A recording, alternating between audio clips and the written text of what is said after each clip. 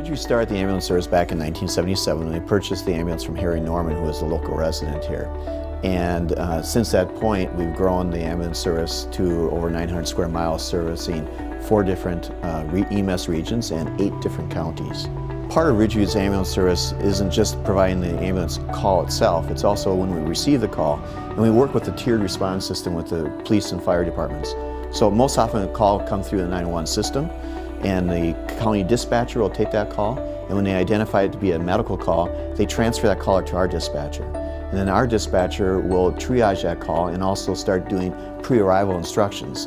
So in essence, we're teaching people how to do CPR on the phone so that there's somebody to do CPR on the phone prior to first responders, police, fire getting there, and more importantly when the ambulance gets there. So the Ridgeview ambulance team really composes of dispatchers, which we have 12 dispatchers. We have paramedics, we have about 75 paramedics, and we have about another 45 EMTs. Most of our ambulances are staffed with 2 paramedics, but again, some of the rural areas farther out, it's staffed with the paramedic EMT. And they all work together in concert. So when the call comes in, the dispatcher looks where that call is, looks at a computerized map that helps identify the closest ambulance to that, and dispatches that ambulance to that call while they're still talking to the party.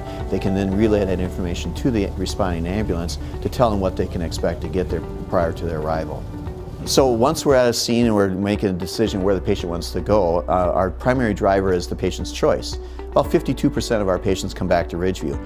There are other patients that need a specialty care. So that could be a patient that's having a cardiac event that needs to have a STEMI, or maybe it's a severe trauma that they're going to a level 1 trauma center. So those are protocol driven. We'll go to the closest appropriate hospital on those patients. Otherwise, if they don't have a choice, we take them to the closest facility.